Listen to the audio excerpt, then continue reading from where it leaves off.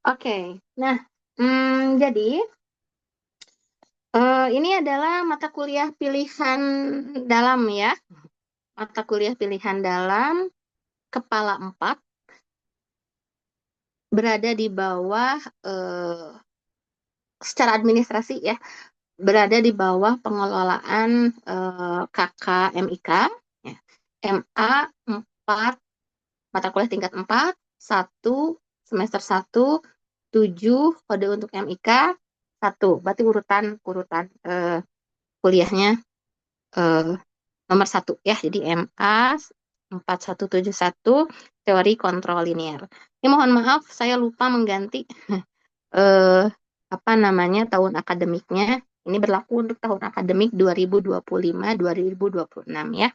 Nanti akan saya ganti. Untuk nanti dibagikan ini akan saya ganti ya. Nah, em, teori kontrol linier, hmm, ya seperti eksplisit namanya ya di sini. Jadi dari cabang matematika, industri dan keuangan ini eh, ada cabang yang namanya optimasi dan kontrol ya. Di mana di optimasi dan kontrol ini ada cabang lagi ya, yaitu kontrol linier ya. Sebenarnya banyak ya cabang teori kontrolnya, ada kontrol linier, ada kontrol tak linier, ada kontrol optimal. Berarti ini sifatnya optimasi ya. Ada kontrol robust, ada kontrol stokastik, oke. Di mana mungkin kalau kita padukan teori kontrol ini gado-gado ya adik-adik. Artinya gado-gado di sini adalah eh, tidak terkonsentrasi alat tertentu, tetapi memang bermatematikanya itu eh, harus mempertimbangkan aljabarnya, analisisnya, geometrisnya, statistiknya juga ada, terutama yang nanti kontrol stokastik, kontrol robust itu ada statistiknya dan juga interpretasi di aplikasinya ya. Jadi semacam wadah untuk bisa mengaplikasikan teori-teori yang ada di aljabar, analisis ya. Kemudian eh, apa namanya? eh, aplikasinya juga banyak, terutama di aplikasi industri dan robotik ya. Biasanya ini robotik sehingga di Fakultas STEI dan juga FTI ya. Di STEI itu di bawah elektro elektro teori kontrol ini menjadi kelompok keahlian ya, kelompok keahlian sistem kendali ya. Dan kalau di FTI ini adanya di prodi Fisika Teknik menjadi kelompok keahlian kontrol dan otomasi ya. Sedangkan kalau di matematika karena kita mendalami bukti secara matematis ada di bawah MIK. Nah, itu mungkin ya secara umum jadi teori kontrol ini lebih ke aplikasi ya, sehingga memang em, konsepnya di sini kita melihat konsep dasar matematika yang terkait dengan sistem linier. Nah, sistem liniernya sendiri kan pernah adik-adik pelajari di sistem persamaan diferensial ya. Maksudnya di pengantar persamaan diferensial itu ada sistem persamaan diferensial linier yang menjadi salah satu subtopik di situ, termasuk bagaimana menentukan solusi analitiknya, bagaimana menentukan kestabilan dari sistem linier ya. Oke, kita akan meninjau hal lebih jauh lagi terkait sistem liniernya, terutama pengaplikasian teori kontrolnya ya. Nah, kenapa harus ada teori kontrol? Karena dalam aplikasi, ketika kita merepresentasikan suatu kejadian atau suatu fenomena ke dalam bentuk sistem, biasanya sistem persamaan diferensial ya. Kenapa sistem persamaan diferensial? Karena di dunia nyata itu kerap sekali terjadi perubahan, ya, entah itu perubahan terhadap domain waktu maupun perubahan terhadap domain objek lainnya. Ya, karena perubahan itu yang sebagian besar data kita peroleh Ya, misal kalau kita meninjau suatu penyebaran penyakit, ya tahu penyakit tersebut menyebar kan dari perubahannya. Misal hari ini 2 orang yang sakit, besok 10 orang yang sakit, besoknya lagi 20 orang, besoknya lagi 35 orang. Nah, kan dari perubahannya kita tahu eh, apa namanya eh, penyebaran penyakit itu atau penyakit tersebut menular dan menyebar ya, sehingga memang untuk menyatakan fenomena di kehidupan nyata melalui data yang berisi perubahan-perubahan tersebut, maka sistemnya dinyatakan sebagai sistem diferensial kalau kita pandang waktu kontinu, atau uh, persamaan beda ya kalau kita lihatnya diskrit. Nah, adanya kontrol di situ, kontrol ini semacam input atau semacam eh, variabel ya yang sengaja dimasukkan ke dalam sistem untuk sistemnya bisa berperilaku sesuai dengan keinginan kita. Misal, tadi kan kita udah punya data tuh. Loh, kok penyakitnya nyebar gitu ya? Nih, ini kok penyakitnya nyebar terus gitu ya. Lama-kelamaan kan bisa jadi suatu tempat itu sakit semua. Nah, dimasukkanlah tuh obat kan ya, atau dimasukkanlah itu vaksinasi ya, atau dimasukkanlah itu karantina ya, sehingga eh, kita inginkan nggak nyebar lagi ya. Kurang lebih seperti itu ya. Atau misalkan kalau di robotik gitu ya. Nah, kalau di robotik itu kita sudah punya tracking robotnya harus berjalan kemana, kemudian robotnya nanti harus melakukan apa, ya. Nah, misalkan robotnya ini targetnya memadamkan api gitu ya di area tertentu, berarti kontrolnya itu adalah bagaimana dia bisa bergerak dengan cepat supaya apinya bisa dipadamkan sedini mungkin. Ya, jadi kita memasukkan suatu variabel tersebut sehingga memang sistem di situ berperilaku sesuai dengan yang kita inginkan. Nah, makanya kita awali dengan eh, representasi dari aplikasi tersebut bentuknya sistem linier ya. Meskipun kalau kita perhatikan fenomena dunia nyata sulit ya kalau kita representasikan sebagai sistem linier. Nah, hanya saja apa namanya, kalau di matematika kan kita bekerja dengan hal yang sederhana dulu gitu ya. Kalau dari hal yang sederhana itu bisa kita buktikan dia bekerja dengan baik ya, baru nanti perilakunya kita bawa ke model yang lebih kompleks lagi ya. Jadi diawali dari sistem linier, di situ kita akan melihat masalah kontrolnya sehingga penerapan masalah kontrol di sistem linier itu tidak tidak hanya nyemplungin yang variabel kontrol tadi, tapi kita harus lihat dulu apakah sistemnya di sini kalau dikontrol ya dia akan berperilaku baik gitu ya, atau kalau misalkan kita lakukan eh, atau kita masukkan variabel kontrol apakah keluarannya ini masih realistis atau tidak gitu ya, maka nanti uh, dari materi ini kita akan bisa melihat sistem liniernya terkontrol atau terobservasi. Ya. Nah, terlepas dari secara matematis tadi saya sebutkan ya, sebenarnya kalau adik-adik belajar matematika itu ya kita bukan belajar menghitung ya, atau kita bukan berlomba-lomba eh, dapat hasil gitu ya, melainkan dengan kita belajar matematika itu kita bisa mengelola apa namanya soft skill kita gitu ya. Kalau menjawab suatu pertanyaan itu kita perlu memikirkan terlebih dahulu gitu ya. Jangan defensif gitu ya, tapi kita harus memikirkan dulu. Oh iya, masalahnya begini ya. Lalu kita misalkan putar memori gitu ya. Kita punya alat seperti apa sih gitu ya. Kalau masalahnya seperti ini, kita punya fakta seperti apa, kita punya alat bermatematika seperti apa, sehingga dari situ alat ini bisa kita gunakan di mana. ya, sehingga masalahnya bisa terselesaikan ya. Maka di sini berpikir kritis, logis, sistematis, kreativitas untuk harus kita eh, tingkatkan ya.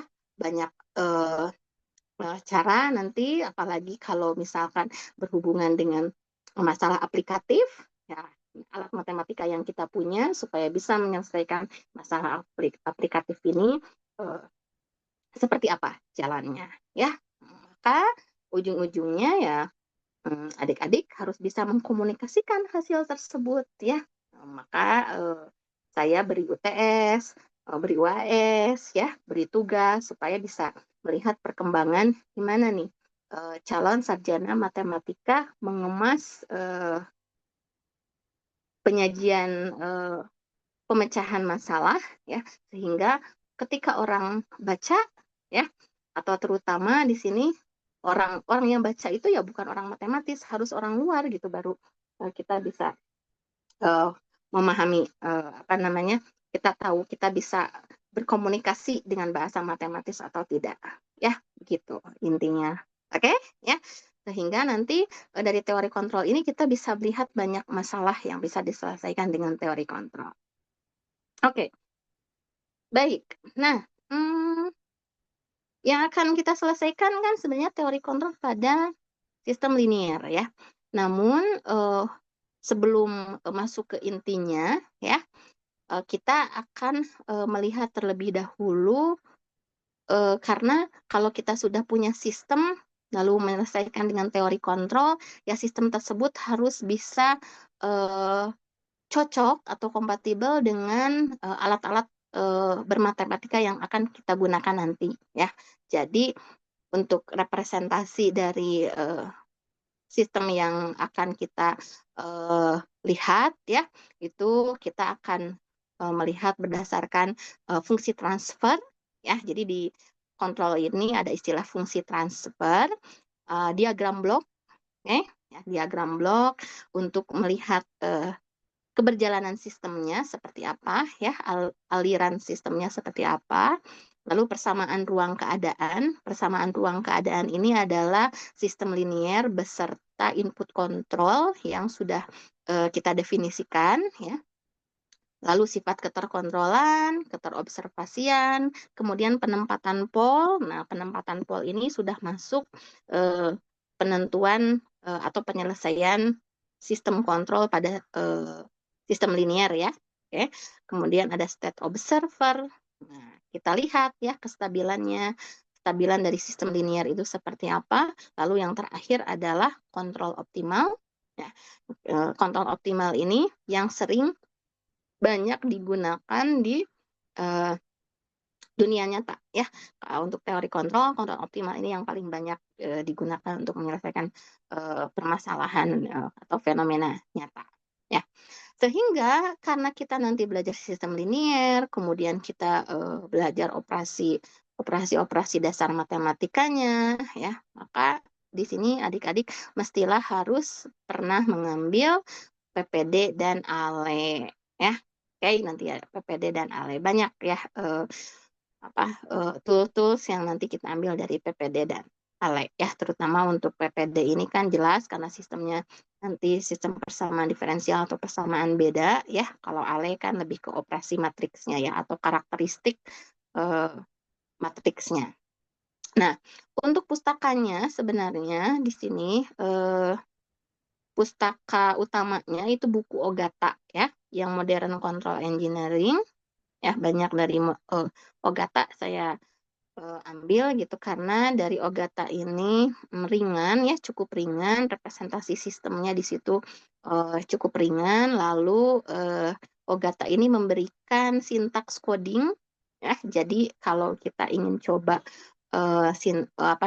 simulasi numeriknya, Ogata banyak memberikan sintaks codingnya dalam bahasa MATLAB, ya. Jadi nanti adik-adik bisa bisa coba dari buku Ogata ini. Nah, untuk penunjang lainnya itu ada buku Barnett, ya, yang Introduction to Mathematics Control Theory. Lalu dari Riemann juga di situ Design Feedback Control System. Sebenarnya ada beberapa part juga yang saya ambil dari situ, ya. Hanya saja nanti akan saya tuliskan di slide gitu ya. Uh, Bagian mana yang saya ambil.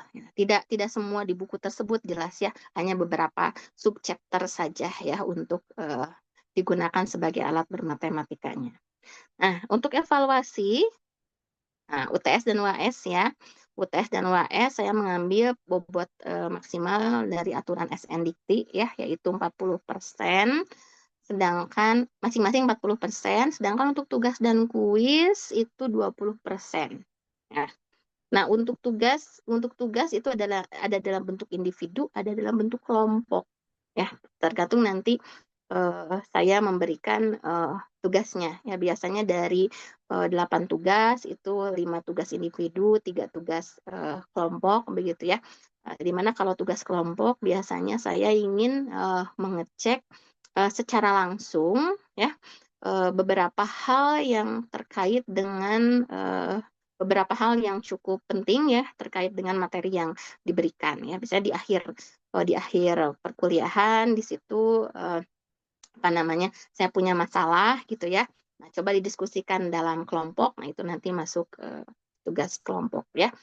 Lalu ada kuis kelas juga ya, kuis kelas tidak begitu banyak ya, 2 kali, sekitar 2 kali begitu ya. Hanya saya ingin melihat bagaimana asesmen ini ya, asesmen individu gitu ya, asesmen individu secara langsung di kelas. Ya, kalau tugas ya secara individu ada tugas juga sebenarnya ya, tapi tugas itu kan dibawa ke rumah dan boleh diskusi dengan teman gitu ya. Kalau kuis kan enggak gitu ya. Jadi nanti apa ada pembagian asesmen dengan tujuan-tujuan tertentu yang berbeda. Ya, begitu adik-adik ya. Konversi nilai bisa dilihat ya. Di sini TKL termasuk yang cukup apa namanya ya cukup normal ya mengambil batas nilai begitu ya. Eh, Nilai akhir untuk dapat A itu cukup 80 saja ya. Oke. Jadi targetnya di sini nilainya minimum 80 ya untuk bisa dapat A. Begitu untuk tentang yang lain bisa adik-adik perhatikan ya dari yang tertera di layar. Oke, pasti targetnya kan ke sini ya. Masa pilihan dalam ya. Pilihan dalam itu targetnya harus harus dapat A nih ya, apalagi 4 SKS nih. Oke. Baik. Nah, untuk materi perkuliahan mingguan ya kita ada 15 minggu perkuliahan dan UTS itu biasanya saya ambil di minggu ke-8. Ya. Oke. UTS itu di minggu ke-8.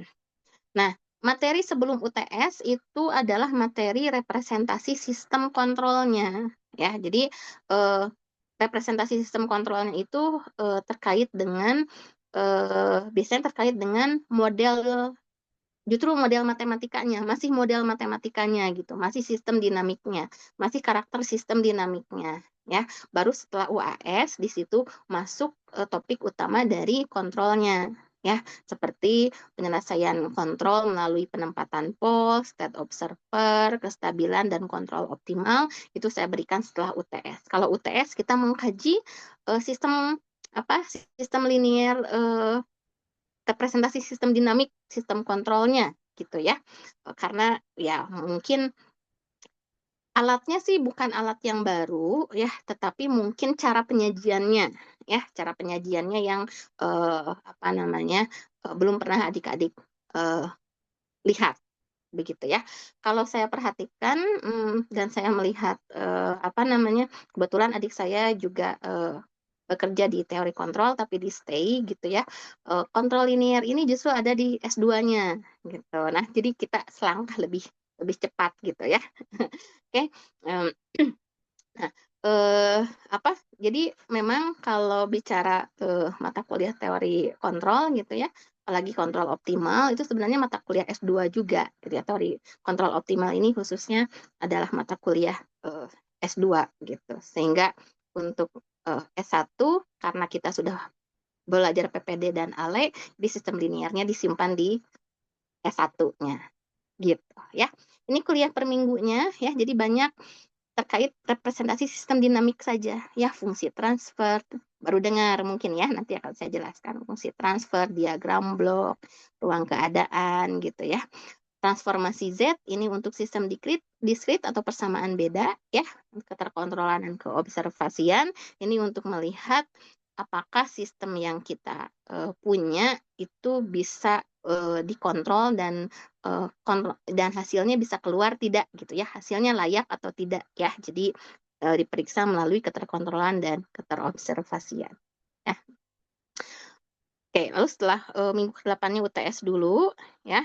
Nah, baru minggu ke-9 dimulai dengan penyelesaian kontrol melalui penempatan pol. Pol itu gampang ya, ingat nilai eigen gitu aja ya. Oke, penempatan pol, state observer, kestabilan ya. Kemudian ada optimal kontrolnya. Oke, ya. Ini mengenai apa namanya silabusnya. Mungkin ada pertanyaan dari adik-adik.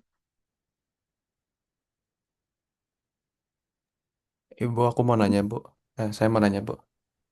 Ya, Zaidan silakan. Di silabusnya itu, kalau UAS berarti di minggu yang di 16-nya ya, Bu, langsung. Biasanya kalau UAS itu saya dapat jadwal dari TB Zaidan. Oh, gitu. Oke, oke. Mm-mm. Jadi mengikuti jadwal yang ditentukan oleh ITB ya. Biasanya kan di minggu UAS. Minggu UAS itu kalau nanti bulan Desember itu tanggal 15 sampai tanggal 31 Desember, di mana tanggal 25 dan tanggal 26-nya libur Natal ya. Untuk TKL ya biasanya dapat minggu pertama ya. Minggu pertama itu disesuaikan dengan jadwal adik-adik di kuliah lain juga biasanya ya. Oke, siap, Bu. Terima kasih banyak. Oke. Sama-sama Zaidan. Ada lagi yang lain?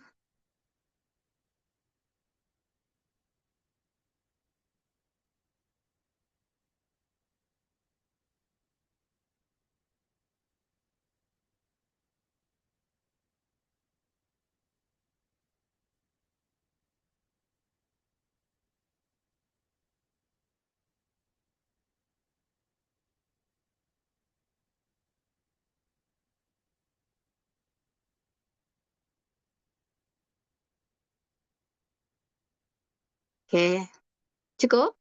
Baik. Ya, oke. Kalau cukup, mungkin saya ingin menambahkan informasi terkait dengan kalau untuk kehadiran sebenarnya kan secara tidak langsung dan tanpa kita sadari sebenarnya ITB itu menerapkan minimum kehadiran yaitu 80% ya. Kalau di bawahnya itu jadi merah. Oke. Nah, kalau jadi merah seperti ini apa pengaruhnya ke dosen? Nggak ada sih, ya. Nggak ada sih, kecuali kehadiran dosennya gitu ya. Kehadiran dosennya merah, ada konsekuensi ke dosennya gitu. Dosennya itu nanti akan dapat raport merah juga gitu di situ ya. Karena ada penilaian untuk dosen juga tuh di SIX ya. Hanya saja adik-adik nggak bisa lihat gitu. Yang bisa lihat saya, ketua kakak dan kaprodi gitu ya. Nah, karena saya yang dapat konsekuensi untuk kehadiran di kelas ya. Nah, saya sebisa mungkin saya harus 100% kalau hadir di kelas. Nah, nggak mungkin kan kalau saya hadir di kelas, adik-adik enggak gitu ya. Jadi konsekuensinya adalah ketika saya hadir di kelas ya saya harapkan adik-adik juga semua eh, bisa hadir ya karena materi itu kan kalau di kelas tidak ada rekamannya gitu ya, tidak ada apa tidak ada pengulangan gitu. Jadi saya harapkan karena Six itu di bawah 80% itu jadi merah, nah, adik-adik tetap menjaga uh, menjaga supaya kehadirannya tetap bagus ya, supaya saya nilainya bagus. Oke, okay? Ya seperti itulah pada intinya ya. Uh, jadi apa namanya eh, begitu mungkin untuk aturan kehadiran ya. Jadi diusahakan masuk ke eh, kelas. Kalau misalkan berhalangan, boleh japri ya, boleh WA, boleh lewat MS Team silahkan ya. eh, Katakan izin gitu ya, Bu saya izin karena kepentingannya ini, Bu saya izin karena sakit gitu ya. Nah hati-hati kalau misalkan ya sakit mending langsung istirahat daripada dipaksakan gitu ya. Apakah perlu surat dokter? Saya bukan yang eh, strict harus surat dokter, nggak apa-apa gitu ya, infokan saja lagi nggak enak badan, di saat udah sehat lagi, nah saya tunggu di kelas buat masuk kelas lagi, ya seperti itu ya. Kalau bisa mudah, kenapa harus rumit gitu ya. Oke. Nah, itu mungkin, dan saya termasuk yang strict dengan handphone ya. Oke, saya termasuk yang strict dengan handphone. Kenapa? Karena sepanjang kuliah saya akan sorot ke layar ya. Kalau saya perlu tampilkan bagian buku akan saya tampilkan. Kalau saya tampilkan slide juga akan saya tampilkan. Saya nulis di papan tulis juga. Jadi tidak ada yang sebenarnya harus dilihat di handphone gitu ya. Kecuali adik-adik harus mencatat dan memperhatikan gitu. Nah, kalau misalkan ada yang, aduh ibu ini mendesak banget nih gitu kan, pacar saya WA kalau nggak balas itu ngambek, ya boleh nanti keluar kelas dulu sebentar, balas dulu gitu ya. Nah, itu dari pacar, orang tua, ataupun dari saudara gitu ya, mah nggak dibalas dulu gitu ya. Nanti kalau udah selesai masuk kelas lagi ya. Ataupun misalkan apa namanya, ada ini nih, apa, ada urusan nih karena tadi baru makan bareng nih sama teman sekelas belum bayar bu gitu kan. Daripada ngobrol di kelas, mending keluar dulu. Nah, selesaikan dulu, kalau udah selesai nanti masuk kelas lagi ya. Oke, biar efektif nanti apa namanya, penyelenggaraan kuliahnya ya. Itu mungkin kalau aturan dari saya secara eh, personal ya, em, demi kelancaran kuliah, mohon adik-adik bisa memahami hal tersebut. Bisa diterima? Bisa, Bu. Bisa, alhamdulillah. Oke, ada lagi pertanyaan selain dari Zaidan tadi? Dari yang lain boleh. Kalau jadwal, mungkin karena saya udah pusing ya. Termasuk apa namanya, kemarin tuh jadwal Jatinangor juga saya berapa kali ganti ya. Eh, yang pada akhirnya ya begini jadwal yang ada ya adik-adik, karena saya mesti ke Jatinangor 2 hari itu, dalam sepekan 2 hari, Selasa sama Kamis saya harus ke Jatinangor. Eh, jadi ya jadwal mungkin sesuai dengan yang sudah ditentukan ya, Senin jam 13 dan Rabu jam 9. Oke, oke, aman ya?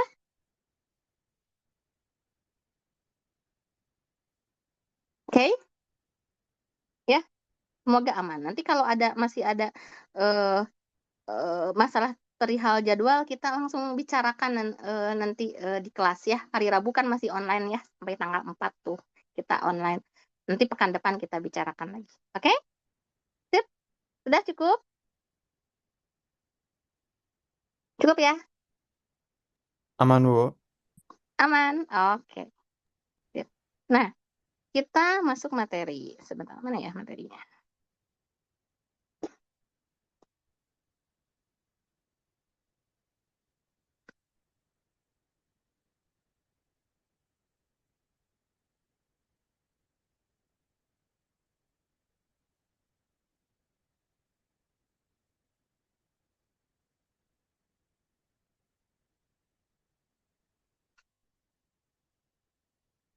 Nah, baik.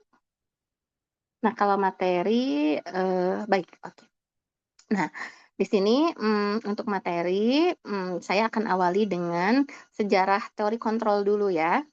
Lalu nanti kita masuk ke representasi paling sederhana dari suatu eh, sistem ya, yang sudah adik-adik pelajari juga di PPD, yaitu transformasi Laplace. Lalu nanti kita masuk ke sistem persamaan diferensial. Ya, oke. Nah, seperti yang tadi saya jelaskan, sistem kontrol ini digunakan untuk mengubah perilaku sehingga sistem dinamik atau model dari fenomena nyata yang kita punya ya sesuai dengan yang kita inginkan.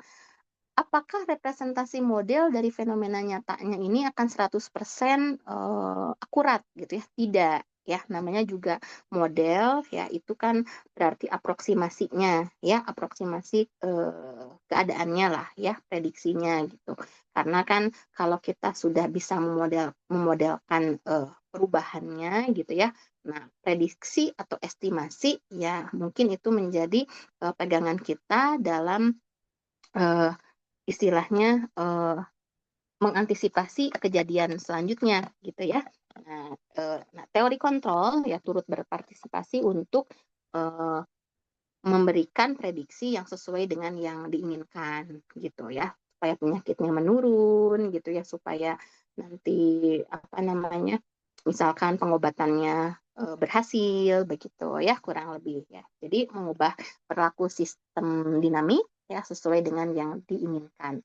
Kalau sistem kontrol melibatkan ongkos, dalam hal ini ongkos itu sebagai acuan ya, sebagai acuan yang kita lakukan ini memenuhi kriteria tertentu ya, biasanya kriterianya ini berkaitan dengan optimalitas. Nah, optimalitasnya itu kalau berhubungan dengan ongkos ya harus minimum, kalau berhubungan dengan profit ya harus maksimum begitu ya.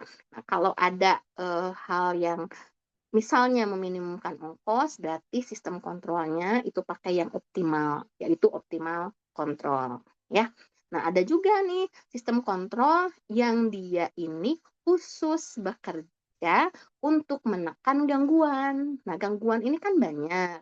Ada yang dinamakan disturbance ya. Kalau disturbance itu biasanya dari luar ya. Gangguannya nih dari luar nih disturbance ini. Tapi dari luar itu gangguannya itu enggak sekaligus breg gitu ya, enggak yang sekaligus kaget gitu ya.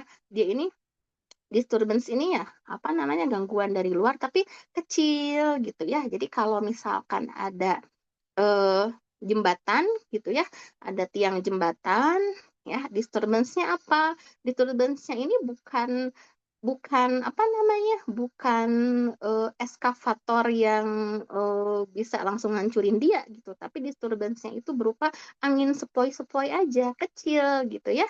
Dia itu kecil gitu. Nah, apa namanya, kecil tapi dalam jangka waktu yang sangat lama, ya, apa yang terjadi gitu ya. Ada juga perturbasi gitu ya. Perturbasi kan biasanya gangguan, lebih ke gangguan yang ada secara internal gitu ya. Getaran, mungkin getaran-getaran dari sistemnya, gesekan-gesekan dari sistemnya gitu ya. Kemudian ketidakpastian, kalau ketidakpastian ini biasanya kontrolnya itu untuk mengantisipasi apa eh, sesuatu yang eh, dia itu eh, belum pasti efeknya apa gitu ya. Biasanya uncertainty ini eh, bisa lebih membawa ke sistem stokastik gitu ya. Karena apa namanya, di stokastik kan ada representasi Brownian motion gitu ya, yang gerak acak gitu ya, gerak acak di mana dia hanya didefinisikan pada rentang tertentu tapi kita tidak pasti yang masuk nilainya berapa gitu ya. Ada juga noise ya. Noise ini adalah gangguan, bisa juga ketidakpastian tapi dia punya pola hmm, pola tertentu gitu ya. Maksudnya adalah misalkan dia mengganggu, tapi gangguannya ini misalkan per periode tertentu gitu ya. Ada distribusinya gitu ya. Jadi uncertainty noise itu banyak direpresentasikan di model statistik ya. Oke. Nah, kalau terkait dengan apa namanya, eh, domain ini apa namanya, domain order model gitu ya. Di order modelnya di situ eh, besar gitu ya, atau order modelnya eh, melibatkan eh, nilai pengukuran tertentu gitu ya. Nah, sehingga performance kontrolnya itu harus betul-betul kuat. Nah, kalau performance kontrolnya di situ harus betul-betul kuat, ya, tidak bergantung orde, tidak bergantung gangguan, ya, terus dia itu apa namanya, eh, dalam rentang nilai apapun selalu berperforma bagus gitu ya. Itu ada yang namanya robust control. Ya, biasanya robust control ini hmm, apa namanya, eh, penggunaannya itu memang dalam order-order yang cukup besar begitu ya. Nah, itu representasi Bapak representasi umum teori kontrol. Nah, kalau terkait dengan sejarahnya, wah ini sudah ada dari sejak abad 18 ya. James Watt itu sudah menggunakan teori kontrol pada mesin uap untuk mengontrol kecepatan. ya. Kemudian Minovsky, Nyquist gitu ya. Eh, ini mengembangkan di pengemudian kapal dan kestabilan loop tertutup ya.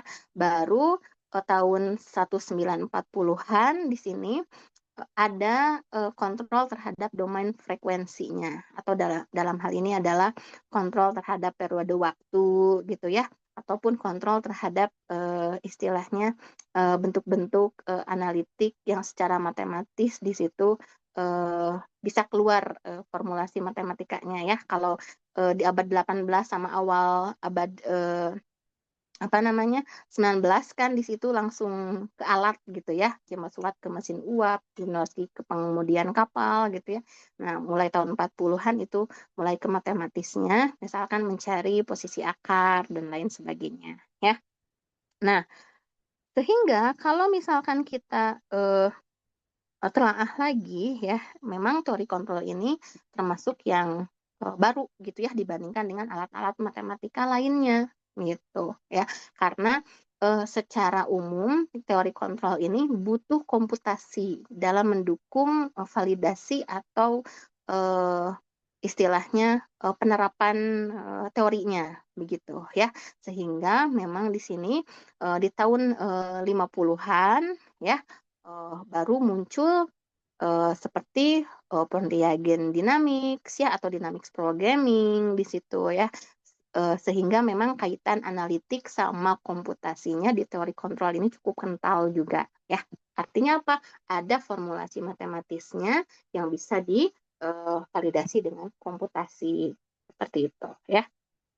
Nah, maka ya teori kontrol ini termasuk teori yang modern. Ya, teori yang modern eh, banyak alat-alat yang berkembang baru-baru ini begitu ya. Seperti ada Kalman filter juga ya. Kalau Kalman filter ini nama lain dari estimasi ya, tapi estimasinya ini hmm, ada aturan tertentu yang dibuat oleh bukan matematikawan sih. Kalau di kontrol ini banyaknya hmm, apa bukan matematikawan murni gitu ya, tapi lebih ke yang apa lebih ke yang sudah menerapkan di industri gitu ya. Kalman namanya ya. Nah, ini Kalman filtering ya untuk estimasi, kemudian linear kuadratik regulator ini untuk kontrol optimal, ada juga stokastiknya ya. Sehingga mungkin banyak-banyak banyak juga istilah-istilah yang muncul ya di kontrol modern ini karena selalu berkaitan dengan tadi representasi alatnya apa gitu ya. Nah, di antaranya istilah-istilah itu ada plan ya, bukan plan tumbuhan ya. Oke, plan di sini adalah objek fisik yang dikontrol. Ya, jadi di dunia kontrol ini kalau misalkan kita lakukan penerapan variabel kontrol, kemudian ada representasi alatnya di dunia nyata, nah itu dinamakannya plannya. Tapi kalau secara matematis, nanti plannya itu modelnya, ya. Model sistem dinamik yang sudah ada kontrolnya, nah ini plan gitu, ya. Kalau di dunia nyata objek fisiknya itu apa? Tungku pemanas, ya, tungku pemanas, kompor gitu ya. Oke, jangan jadi kompor. Oke, just kidding deh, jangan jadi kompor, betul. nah nah kompor ini kan bisa dikontrol ya. Besar kecilnya apinya itu kan bisa dikontrol tuh ya, jadi udah ada tuh plannya ya, betul gitu kan. Tungku pemanas atau kompor itu kan kontrolnya gimana ya, dengan cara eh, eh, dial apa namanya itu, eh, on off dan pengaturan besar kecilnya api gitu ya, reaktor kimia ya. Ya, di reaktor kimia ini eh, apa istilahnya hmm, itu juga termasuk nama plan gitu ya. Pesawat ruang angkasa ya, pesawat ruang angkasa ini biasanya pesawat tanpa awak ya. Kenapa di situ objek kontrolnya kan biar dia itu bergerak sesuai orbit ya, kan itu dikontrol ya biar dia bergerak sesuai orbit, karena nggak ada pengendaranya kalau pesawat ruang angkasa kan ya. Dia itu murni berjalan sesuai dengan kontrol yang sudah ditentukan ya. Nah, kombinasi dari beberapa komponen yang bekerja bersama-sama ya, maksudnya di sini adalah sistem ya. Nah, jadi istilahnya kalau di dunia kontrol sistem itu berarti keseluruhan yang nanti kita lihat ya. Kalau di matematis berarti persamaannya apa-apa saja nih gitu kan. Pasti lebih dari satu kalau sistem. Ya, ada juga gangguan ya tadi disturbance, kemudian nah yang paling penting di kontrol ini ada istilah input output ya, input output. Oke, untuk mengendalikan suatu sistem dinamik sesuai dengan yang kita inginkan, itu disebut input control, dan yang terlihat atau hasil dari input control itu bekerja disebut sebagai outputnya, ya.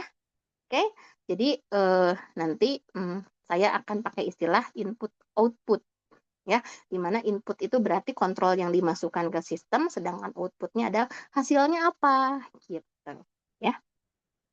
Baik. Nah, ada feedback control system atau kontrol umpan balik. Ini suatu istilah, ya, suatu istilah di mana apa namanya sistem kontrol itu eh, dia menjadi acuan bagaimana eh, pengaruhnya terhadap eh, sistem awal gitu ya, karena di sini umpan balik. Jadi setelah kontrol dimasukkan ya, dia kan keluar tuh hasilnya. Nah, si hasilnya ini dia kembali lagi ke sistem gitu ya, untuk apa namanya, untuk menjaga kestabilan, dan biasanya ini terjadi di kontrol loop tertutup. Apa itu kontrol loop tertutup? Nah, sistem kontrol yang sinyal keluarannya atau outputnya nanti berpengaruh pada aksi pengontrolan gitu. Jadi sistem loop tertutup itu si kontrolnya itu bisa kita lihat atau terdapat pada output, yang kemudian nanti dia bisa berpengaruh lagi terhadap eh, aksi pengontrolan di sistem selanjutnya. Ya, kalau sistem loop terbuka, sesudah dia jadi output ya sudah gitu ya. Apa namanya? Satu arah gitu. Dia tidak kembali lagi mempengaruhi aksi pengontrolan di sistem berikutnya. Ya. Oke, nanti saya akan langsung memperlihatkan ini loh sistem loop tertutup, ini sistem loop terbuka gitu ya. Ini feedback control system gitu ya. Tapi adik-adik harus mengenali dulu istilahnya ya. Nah, ini dia. Oke, kalau sistem kontrol terbuka itu input masuk ke sistem kontrolnya, ya.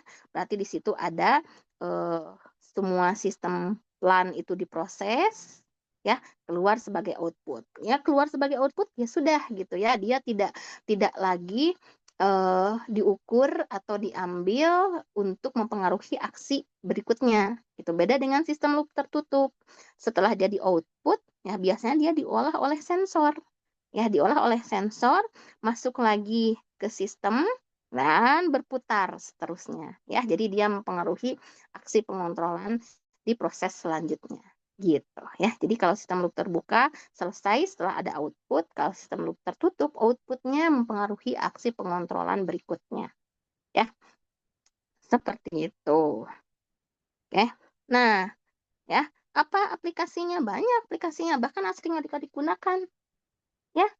Oke, hair dryer nih, neng-neng ya, pasti suka pakai hair dryer. Hair dryer itu pelan, ya, hair dryer itu dikontrol. Apa nama kontrolnya? Yang dial yang on off, volumenya satu, mau dua atau mau tiga.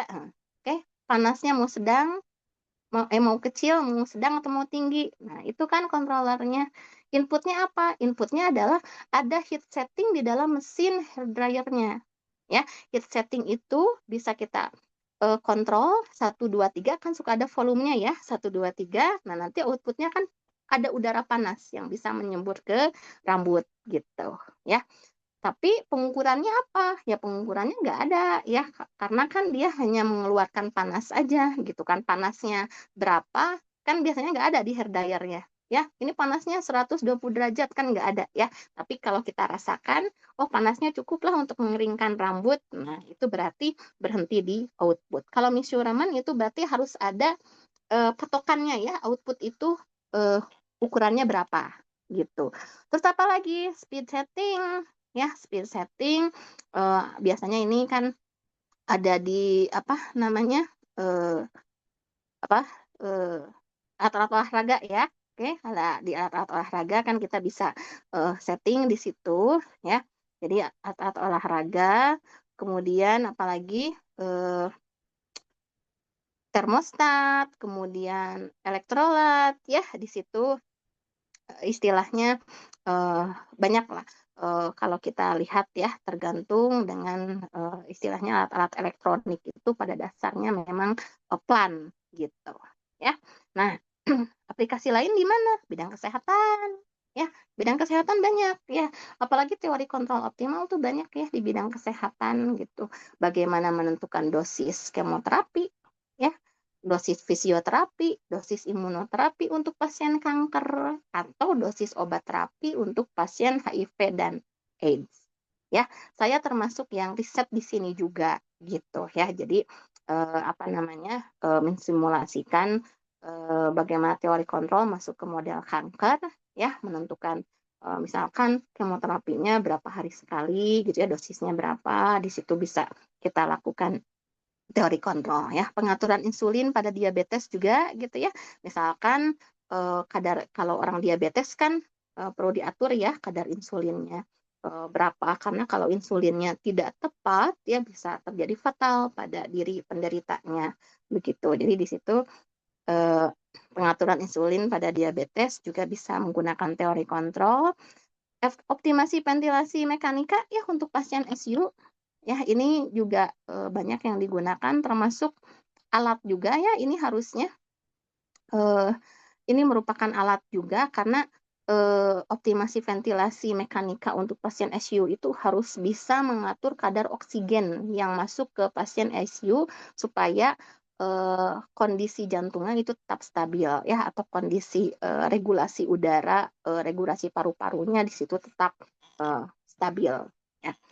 Waktu optimal untuk pemberian vaksinasi, nah ini juga banyak yang digunakan ya penelitiannya, eh, karena vaksinasi itu kan salah satu faktornya bisa menurunkan imunitas ya, imunitas terhadap penyakit yang kita divaksin tersebut eh, bisa dilihat, sehingga waktu tiap pemberian vaksinasinya itu perlu dipertimbangkan ya.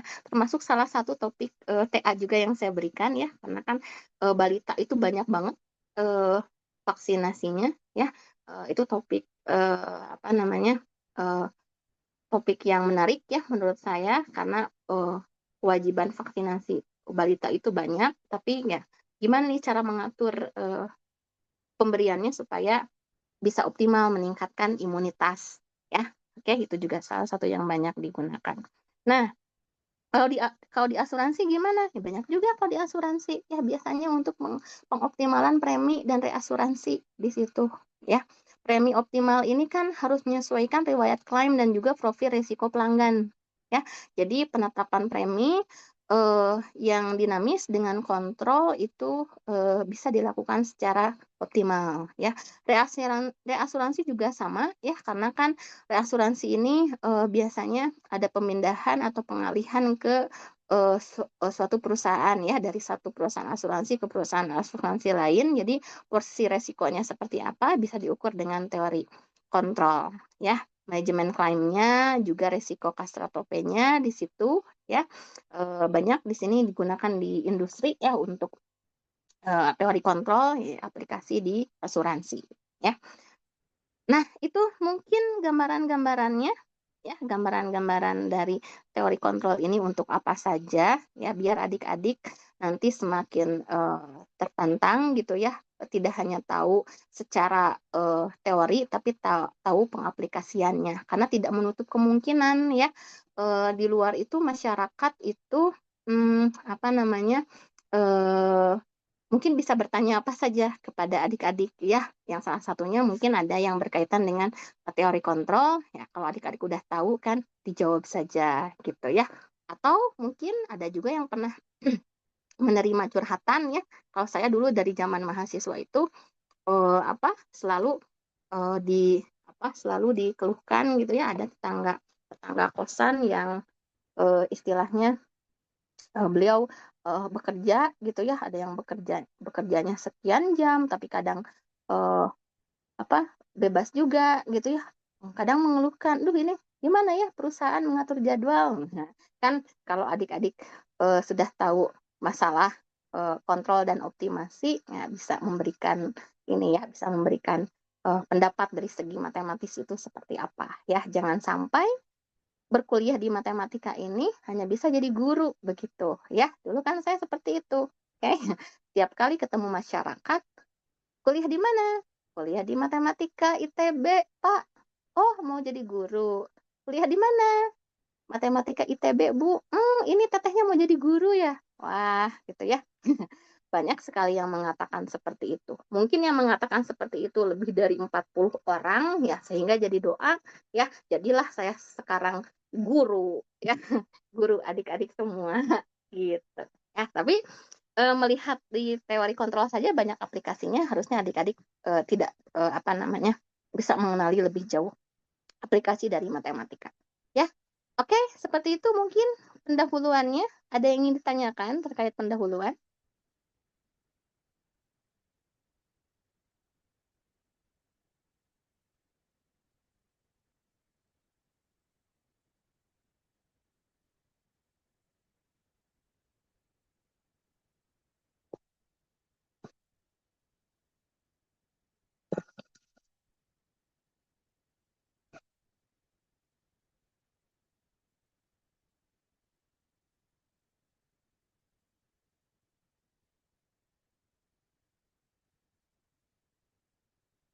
Tidak ada?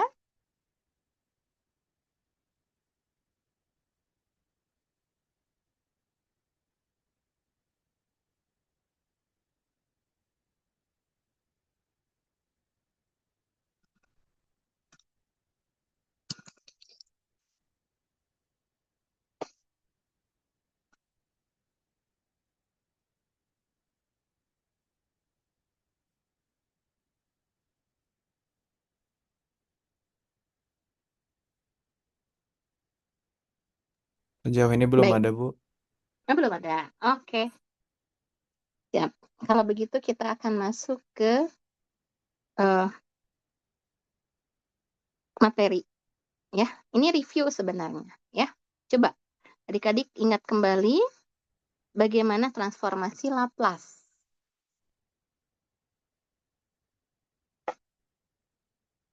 di PPD. Sudah ingat?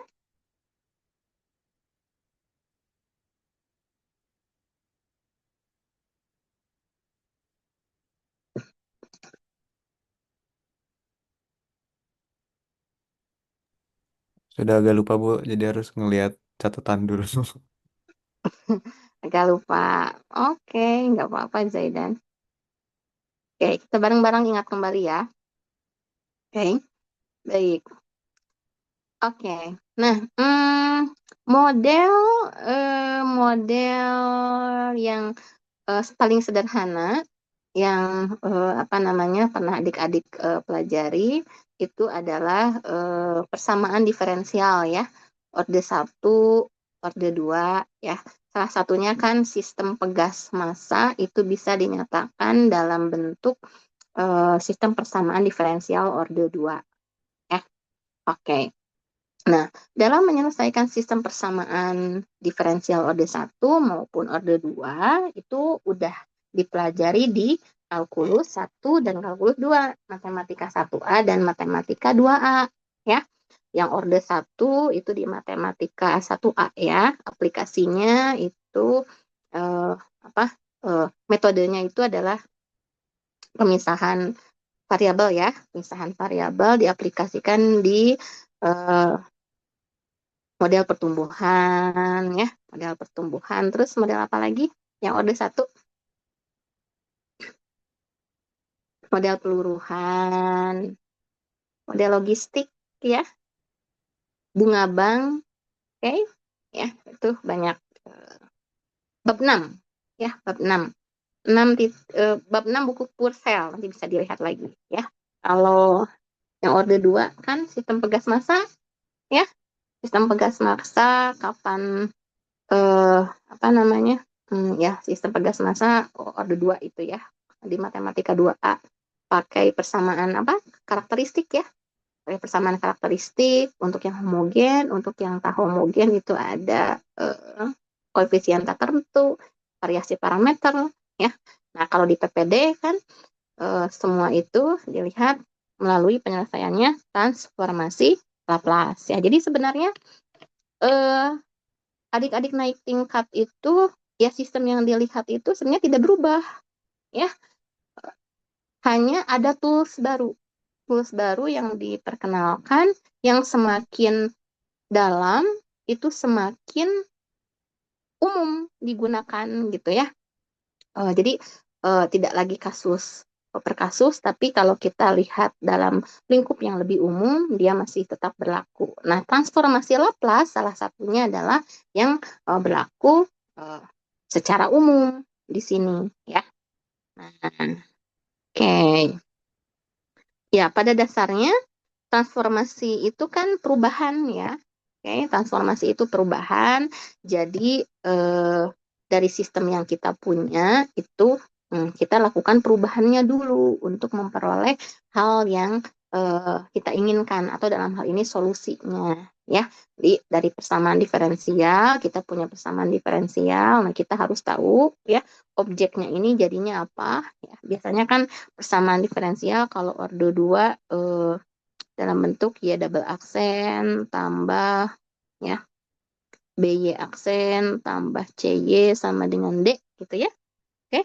Nah, ini kan eh, kita mesti mencari solusinya apa ya. Kalau kita ambil domainnya itu dalam T, berarti di sini kita mencari YT. Ini bagaimana gitu ya. Nah, transisi untuk mencari YT ya kita bawa dulu tuh persamaan diferensialnya melalui transformasi Laplace ya, di mana nanti setiap fungsi ya juga kita bisa lihat perubahannya gimana, transformasinya gimana begitu ya. Yang pada umumnya di sini kita bisa apa namanya memposisikan bagaimana domain ini saling berhubungan ya. Biasanya kalau YT ya jadi YS gitu ya, atau FT jadi FS ya.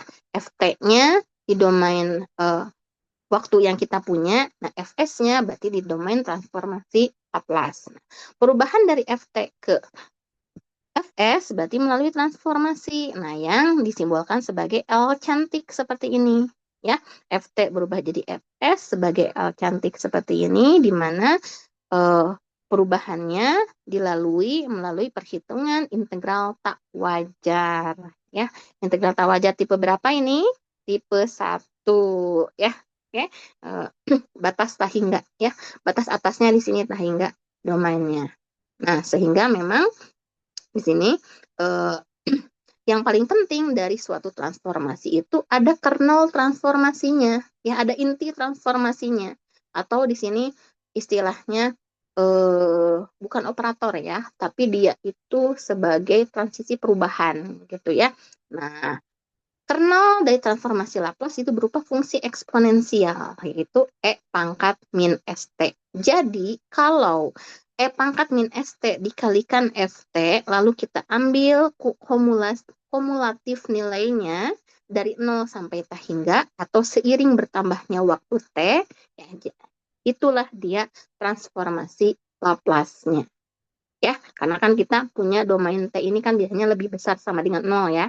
Domain T lebih besar sama dengan 0 sehingga transformasi Laplace ini mengukur kernel transformasi terhadap fungsinya gitu ya. Ini kan integral itu kan nilai kumulatif ya. Ini sebagai kumulasi fungsinya. Begitu ya. Jadi masih ingat cara perhitungannya? Tuh ya. Kalau FT-nya sama dengan 1, berarti transformasi Laplace-nya 1 per S. Ya, maka kalau misalkan kita transformasikan 1, ya, ini berarti ini adalah integral 0 sampai tak hingga E pangkat min ST kali 1 DT. Ya, tuh. Kan begini. Tinggal ganti FT-nya. Ini FT-nya 1. Begitu. Ya. Nah, integral E pangkat STDT. Berarti ini adalah hasilnya. Nah, ini kan pakai integral tak wajar. Ya, boleh misalkan lihat limitnya dulu. N juta hingga 0 sampai N E pangkat min STDT. Nah, integral E pangkat min STDT apa?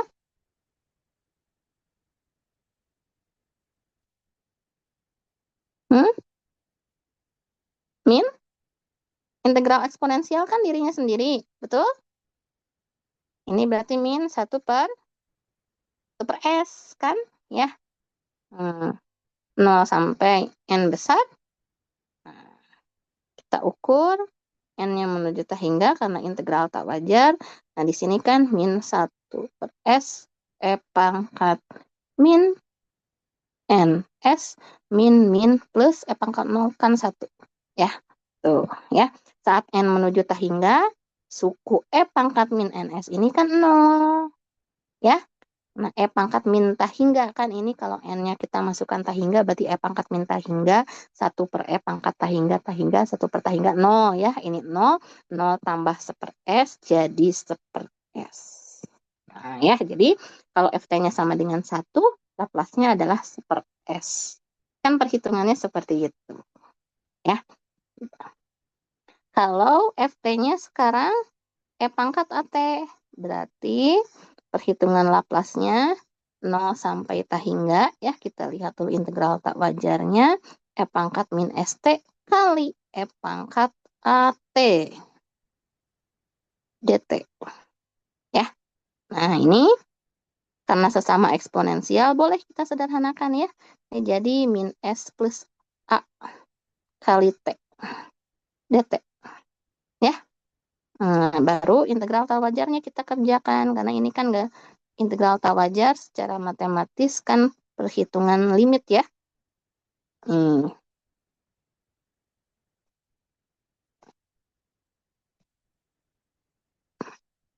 Nah, integral E pangkat dia sendiri. Nah, dikali 1 per min S plus A ya. 0 sampai N besar. Nah, ya, tinggal dilihat saja. Ini, ya. Kita masukkan hasilnya. Kita evaluasi TDK 2 ya. E pangkat min S plus A kali N. Ya, dikurangi min S plus A. Nah, ya, karena N-nya menjuta hingga, berarti suku eksponensial ini 0. Maka hasilnya adalah min 1 per min S plus A atau 1 per S min A. Ya, tuh. Ya. Oke, sudah ingat kembali? Lumayan, Bu. Lumayan. Oke, sip. Ya, jadi kurang lebih nanti dengan persamaan Laplace itu ada beberapa bentuk baku yang bisa kita gunakan ya, seperti E pangkat KT itu transformasi Laplace-nya ya, 1 per S min A yang banyak digunakan kan eksponensial, sinus, kosinus ya. Eksponensial, sinus, kosinus itu banyak kita gunakan ya. Jadi kalau bisa ini sudah hafal ya bentuk transformasi Laplace-nya ya. Baik. Nah, tapi karena transformasi Laplace ini akan kita gunakan untuk menyelesaikan sistem persamaan diferensial, nah, maka kita mesti melihat persamaan Laplace ini digunakan dalam solusi masalah nilai awal. Ya. Masih ingat masalah nilai awal? Apa itu masalah nilai awal?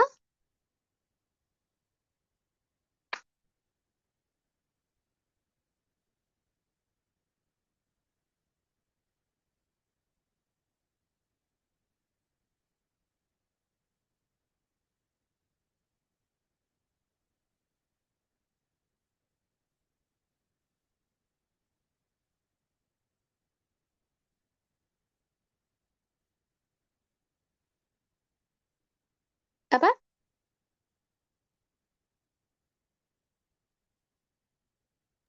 Ada kondisi awal yang perlu dipenuhi nih pas T0, Bu. Atau Oke. Dari persamaan diferensial yang kita punya, ya. Persamaan diferensial tersebut misal Y aksen tambah AY aksen tambah BY sama dengan eh, FT gitu ya, atau sama dengan apa ya, sama dengan suatu fungsi ya, bisa sama dengan nol kalau homogen, kalau ada fungsinya berarti itu tidak homogen ya. Nah, ini disertai dengan eh, nilai awal di nol, betul ya, ada Y0 sama dengan Y0 atau Y aksen nol sama dengan eh, Y bar 0 gitu ya. Jadi ada kondisi awal. Nah, kebetulan ini harus kondisi campuran ya, karena orde tertingginya 2 berarti nilai awalnya harus Y0 dan Y aksen 0 ya, supaya solusinya solusi khususnya ter apa kita dapatkan ya.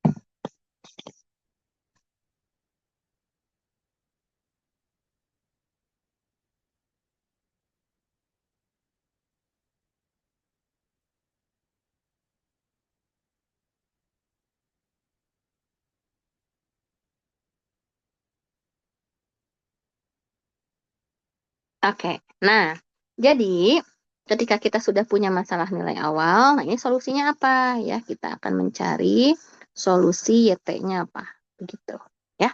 Nah, maka solusinya ini kalau di kalkulus 2 atau di matematika 2A kan kita pakai kalau homogen persamaan karakteristik ya. Kalau tidak homogen, ada metode koefisien tertentu yang metode meniru, ya. Ada variasi parameter yang metode secara umumnya, ya. Kalau metode yang koefisien tertentu kan ada kriteria-kriteria fungsi yang mana yang boleh ditiru, gitu ya. Kalau yang variasi parameter kan itu pakai apa, determinan Dvorsky ya, yang di situ berarti berlaku umum, gitu ya. Nah, sekarang kita lihat melalui persamaan Laplace. Berarti kalau persamaan Laplace itu persamaan diferensialnya harus kita ubah dulu atau harus kita transformasikan ya. Nanti Y double aksen kita transformasikan, Y aksen juga kita transformasikan, dan Y juga nanti di sini kita transformasikan termasuk ruas kanannya. Ya, kalau dia bentuk fungsi berarti lihat nih ya ke deretan ini ada nggak fungsi bakunya gitu ya. Bisa jadi FT-nya atau ruas kanannya itu berupa kombinasi dari fungsi-fungsi yang ada di sini ya.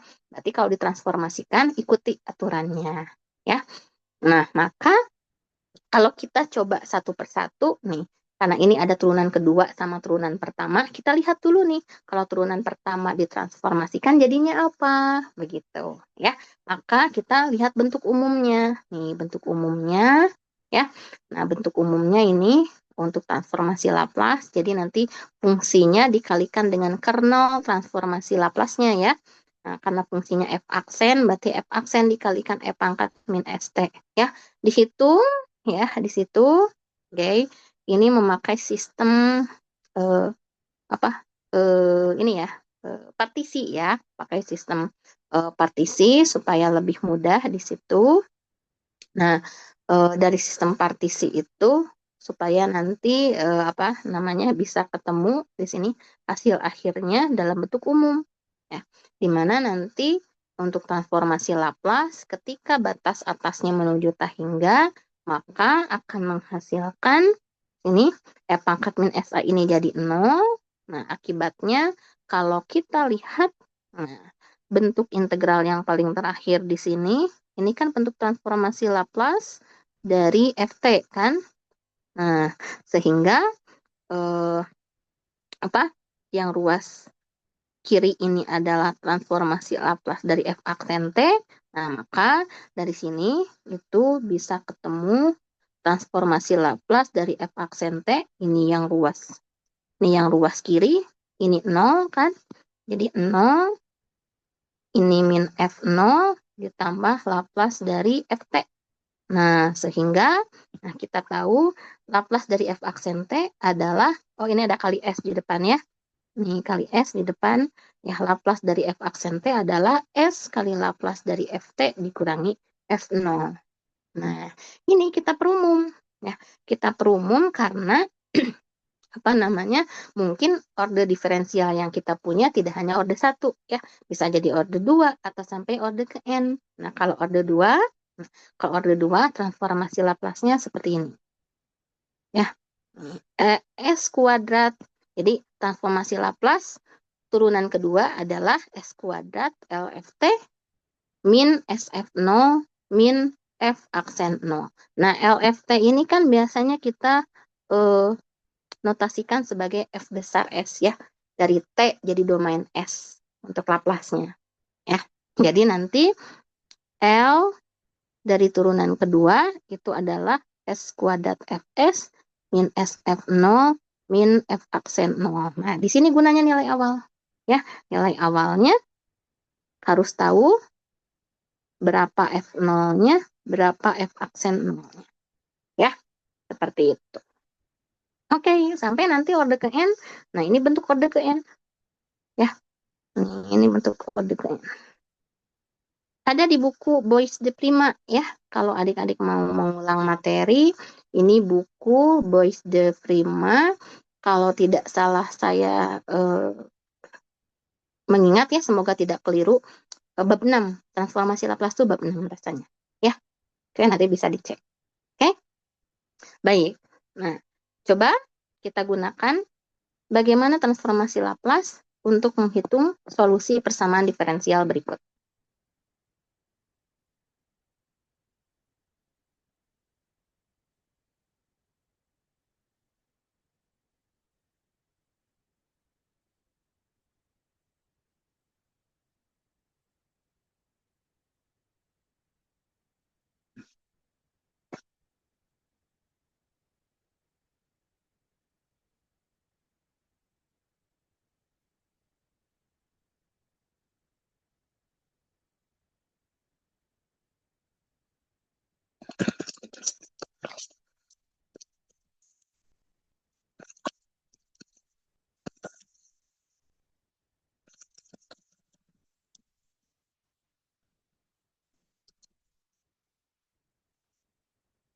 Oke, gimana?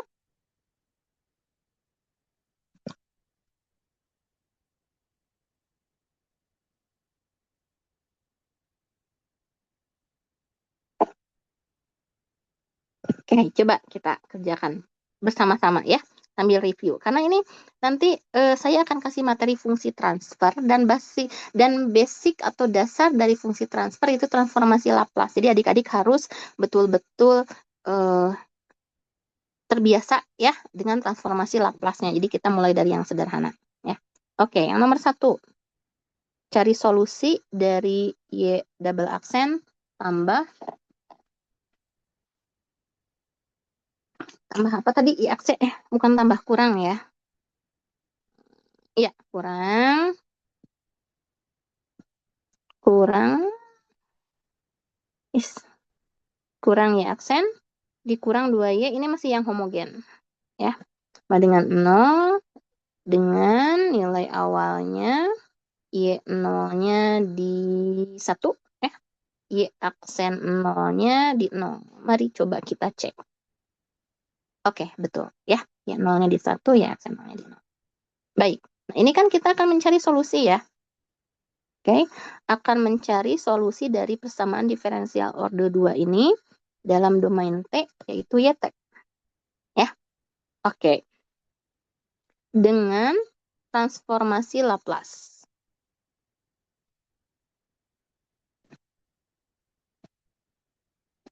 Is, jelek kali pun ini.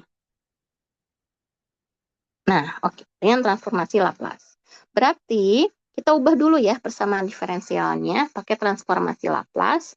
Maka kita transformasikan kedua ruas.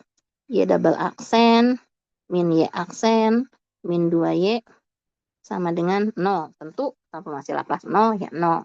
Ya. Nah, ini kan transformasi Laplace-nya berarti masing-masing persamaan diferensial. Ya. Nih, masing-masing suku diferensial, maaf ya. 2 kali transformasi Y. Nih, ya. Adik-adik kan sudah punya formula, ya. Kalau turunan kedua, transformasi Laplace-nya bagaimana? Kalau turunan pertama, transformasi Laplace-nya bagaimana? Ya, nih. Turunan pertama, S kali transformasi Laplace fungsinya dikurangi F0. Oke, atau ini adalah S Fs min F0. Ya. Nah, jadi kalau kita balik lagi ke sini, transformasi dari turunan kedua Y berarti itu adalah S kuadrat YS. Ya. Atau S kuadrat transformasi dari Y. Ya. Nah, dikurangi, tadi apa? SY0 ya. Dikurangi SY0, dikurangi Y aksen 0. Nah, ini untuk yang transformasi turunan kedua. Ya. Nah, yang transformasi turunan pertama gimana tadi? Transformasi turunan pertama berarti SYS. Nah, ini pasti kan? Jadi kalau orde 2 berarti S-nya juga kuadrat. S kuadrat YS. Orde 1 Y aksen berarti S-nya pangkat 1. SYS saja. Tinggal di sini lihat nilai awalnya. Berarti ini dikurangi Y0. Ya. Oke, dikurangi 2 transformasi dari Y kan YS ya. Nah, begitu. Ya. Ini transformasi turunan pertama itu isinya itu. Nah, ya. Terus gimana langkah berikutnya? Kelompokkan YS-nya, ya. Oke, di sini saya kelompokkan YS-nya dulu ya. Berarti YS-nya itu adalah S kuadrat min S, betul nggak? S kuadrat min S min 2, ya. Nih, ya ini. YS-nya saya kumpulkan. S kuadrat min YS min 2. Kemudian, sekarang yang Y0 dikurangi Y0. Nah, yang Y0 berapa nih?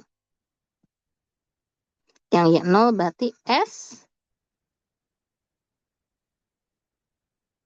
atau tambah Y0 boleh ya. Tambah Y0 berarti Y0 adalah 1 min S ya. Ini dari sini kan. Y0 1 min S. Kemudian min Y aksen 0 sama dengan 0. Oke. Kita masukkan Y aksennya, Y aksen 0-nya 0, Y 0-nya 1. Berarti di sini kita punya YS dikali S kuadrat min S min 2 ditambah 1 min S sama dengan 0. Jadi YS S kuadrat min S min 2 sama dengan S min 1. Maka YS-nya di sini apa?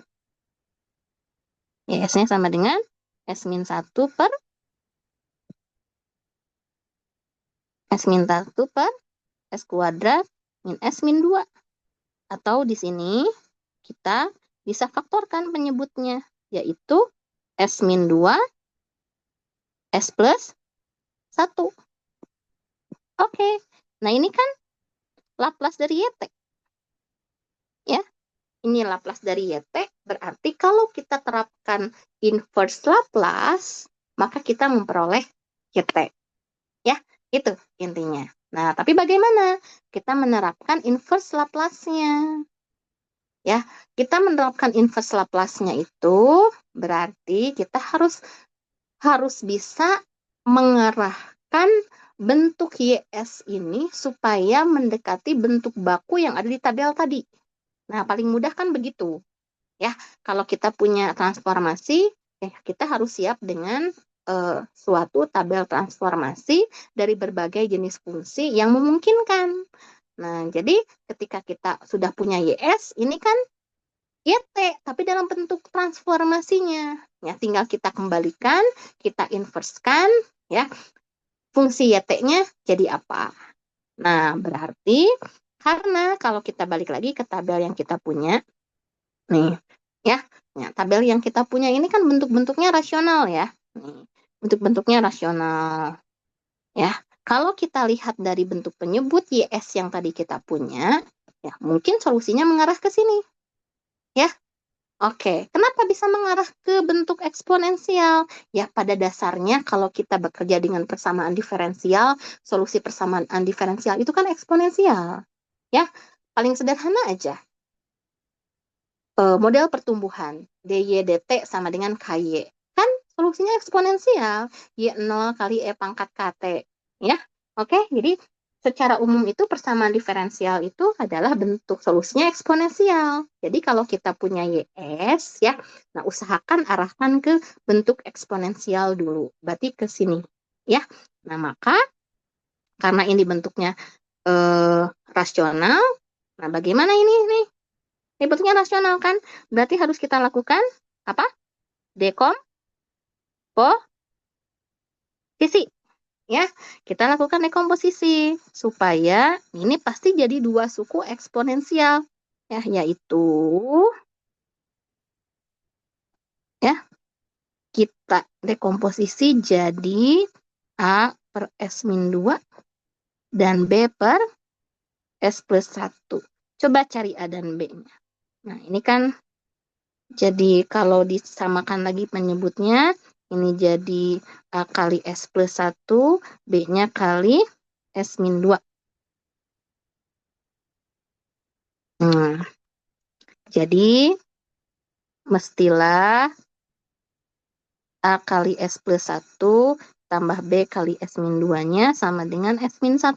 Nah, kalau saya suka mensubstitusikan nilai S penyebab 0 dari masing-masing suku.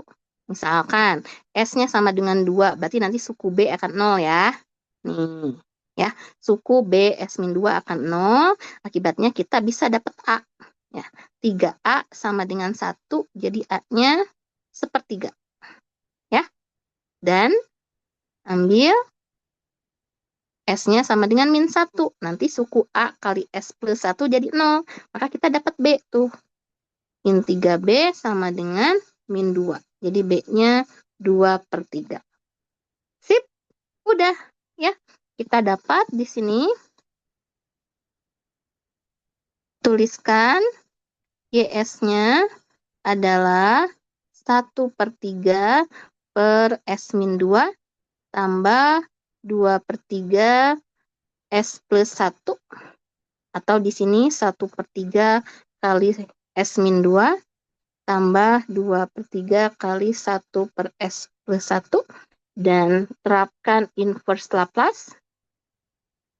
Ya, berarti di sini Laplace inverse dari YS nanti jadi YT, yaitu Laplace inverse dari sepertiga 1 per S min 2 ditambah 2 per 3, 1 per S plus 1, di mana referensi kita, ya, referensi kita adalah Laplace dari E pangkat AT itu adalah 1 per S min A ya. Jadi nanti Laplace inverse dari 1 per S min A adalah E pangkat AT. Nah, sehingga apa yang diperoleh? Ada yang sudah bisa? YT sama dengan apa? Nih. Ini kan jadi YT ya. Nah, ini jadi apa nih? 1 per S min 2 jadi apa? Jadi Sepertiga E pangkat min 2, 2T, Bu. Betul. Ditambah. 2 per 3 E pangkat T. Nah, seperti itu. E pangkat min T ya? Oh iya, Bu, min T. Nah, sip. Begitu. Ya, jadi apa namanya? Apakah ini materi utama dari TKL? Bukan ya, tapi ini review supaya adik-adik terbiasa lagi dengan transformasi Laplace-nya. Ya, Artinya biasa mentransformasikan bentuk diferensial ke Laplace dan mengembalikan lagi Laplace ke fungsi asalnya. Ya, karena nanti itu yang akan kita gunakan ya. Kita materi utama kita ini adalah fungsi transfer, tapi fungsi transfer ini cara kerjanya pakai Laplace begitu ya. Jadi adik-adik perlu kembali lagi istilahnya mengingat bentuk Laplace-nya ya, mengingat mengembalikan lagi memori bagaimana bentuk Laplace ini bekerja, terutama di sini Laplace inverse. Ya, itu.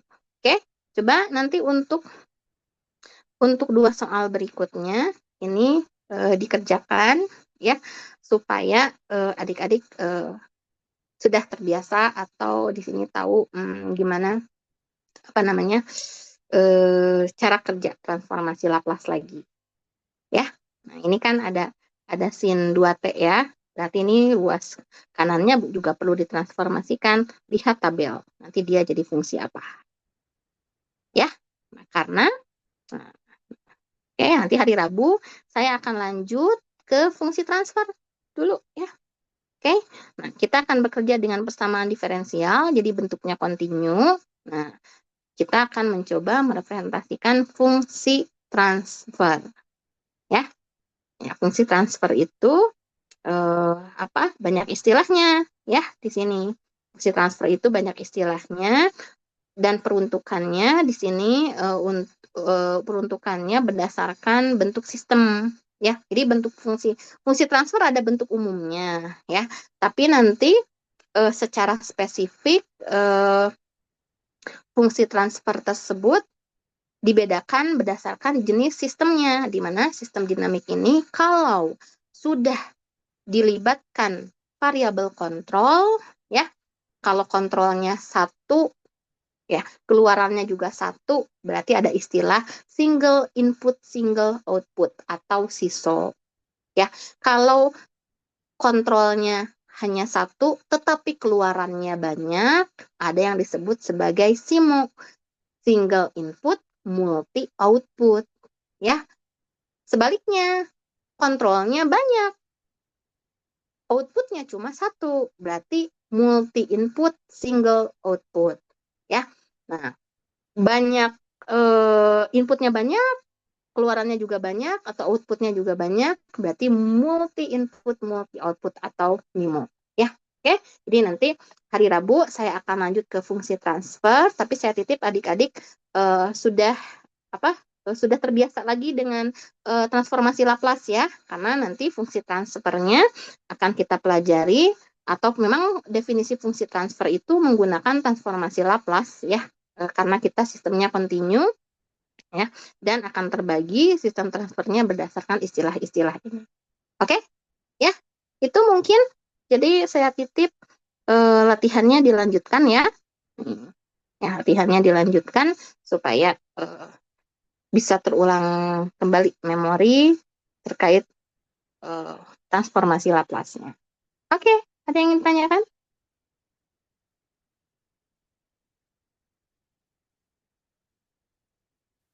Ibu, maaf mau nanya, Bu. Mhm. Untuk PPT-nya sama catatan Ibu yang di PPT ini nanti kira-kira akan di-share nggak ya, Bu? Nanti akan di-share, tapi saya perlu buat dulu ini, Neng. MS Teams-nya mungkin ya.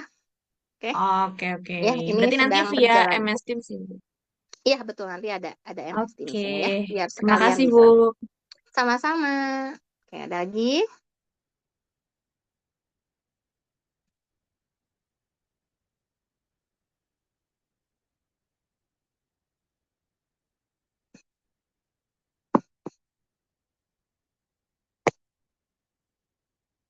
Cukup? Oke, cukup ya. Saya stop dulu.